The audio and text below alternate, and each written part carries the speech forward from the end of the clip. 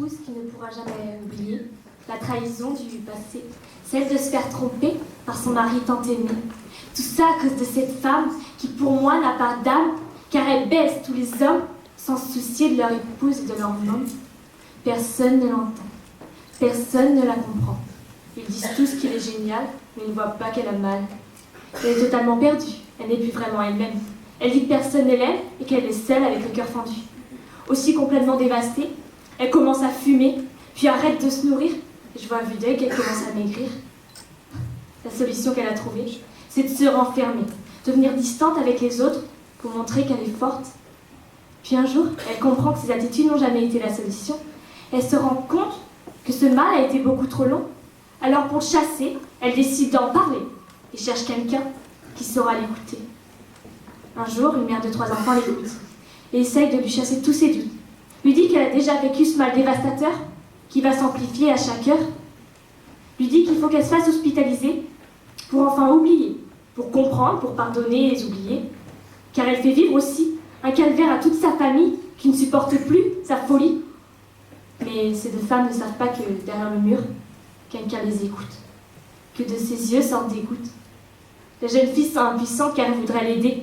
Cette amie qui l'a toujours épaulée. Ces paroles qu'elle ne pourra oublier. Ces sanglots qu'elle ne pourra chasser. La voix rassurante de sa mère qui essayait d'aider. Tout ça à cause de ce foutu verbe. Aimer. Pourtant l'amour, c'est pas si mauvais. Ça fait souvent rêver. Se dire qu'on peut être amoureux et enfin être heureux. Mais l'amour, ça peut aussi défoncer ton petit cœur. Et puis ça fait des morts. Tout ça à cause d'une foutue erreur qui nous donne des remords. C'est donc ça la vie, de souffrir jusqu'à l'infini, brisé par les blessures du passé qui vont à jamais nous hanter. On a tous eu un amour perdu, qui ne nous a pas vraiment plu, qui nous a fait perdre confiance en la vie, parce qu'on sait que tout est éphémère. Rien ne dure éternellement. Et quand on se dit à la vie, à la mort, c'est des sottises tout ça. On ne peut pas tenir nos promesses, car tout se brise en une parole ou un geste. Beaucoup d'entre nous ne veulent plus aimer, parce qu'on ne peut pas oublier ce foutu péché qui va nous changer et tout faire basculer. On me dit de sourire, de profiter de chaque instant. Alors c'est ce que je fais.